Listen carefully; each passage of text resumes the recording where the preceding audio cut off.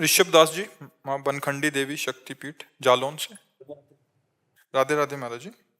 महाराज जी, जाप तीन प्रकार के आप सभी संतजनों व गुरुजनों द्वारा बताए गए हैं। उनमें से जो जाप श्रेष्ठ बताया गया है, उनमें जीव की क्या स्थिति रहती है, वो जाप कैसे करना चाहिए? अगर आप पहले को वाचिक जाप है उसकी निरंतरता में लाए तो उपांशु में आएगा। उपांशु में जिह्वा का अग्रभाग तालू के ऊपर के दांत के जबड़े पे होती है, जिह्वा का अग्रभाग वैसे ऐसे होता है। फिर ये स्थिति शांत हो जाती है, स्थिति यही रहती है। अब वो सामने मंत्र होता है और उसी का अंदर से सुनना होता है, उसी का देखना होता है, लेकिन कोई हलचल नहीं होती। जैसे अभी आप देख रहे हैं, मानसिक स्थिति का जब कोई हलचल नहीं किसी भी तरह की, पर एक क्रम से होता है। पहले वाचिक जप के द्वारा यद जिह्वागे वर्तते नाम तुभ्यम, इस कोटि का नाम जप होना चाहिए कि हमारी वृत्ति नामाकार होने लगे। फिर उपांशु में आखिरी बात तो ये होती है कि स्वाभाविक चलता है।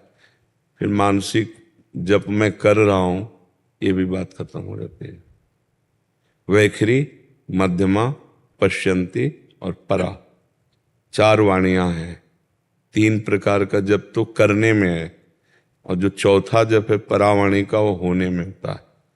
वो स्वयं होता है, रोम रोम रग रग भगवदानंद से प्रफुल्लित नाम चल रहा है।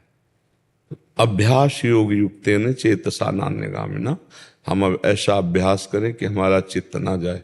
और जिह्वा का अग्रभाग तालू और दांत के जड़ के समीप, यहाँ अग्रभाग यहाँ मोड़ करके और दबा लिया। ना दांत में दांत जुड़ा है, थोड़ा अंतराय है, जिह्वा का अग्रभाग ऊपर है। और जब जिह्वा का अग्रभाग नीचे दांत के जबड़े में होगा तो विषय चिंतन होगा स्वाभाविक।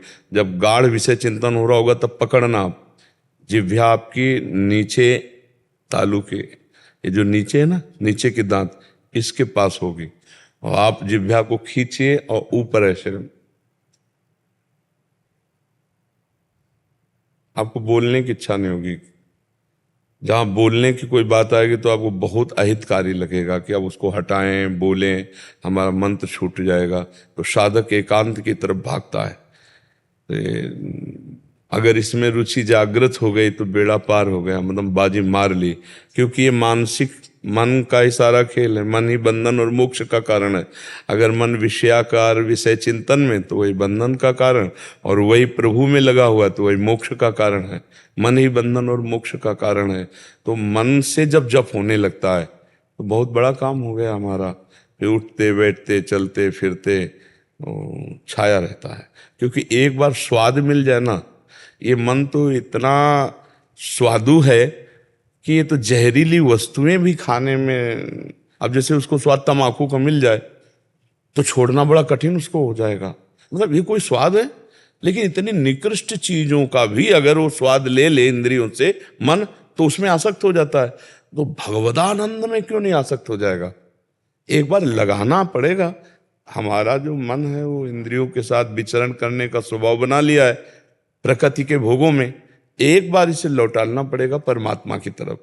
और जब इसे स्वाद मिल जाए तो घटिया चीजों को नहीं छोड़ता तो भगवान को कैसे छोड़ देगा? सावई मना कृष्ण पदारविंद हो। एक बार लगा दो, केवल एक बार लगा दो, फिर तो थोड़ा भी विक्षेप बर्दाश्त नहीं होगा। भक्ति का स्वरूप क्या है? तदर्पिता अखिलाचारिता तद्विस्मरणेन परम व्याकुलतेति। समस्त आचरण भगवान को समर्पित, और ऐसा अखंड स्मरण, थोड़ा भी छूटे तो व्याकुलता पैदा हो जाए। तो समझ गए आप मानसिक चिंतन।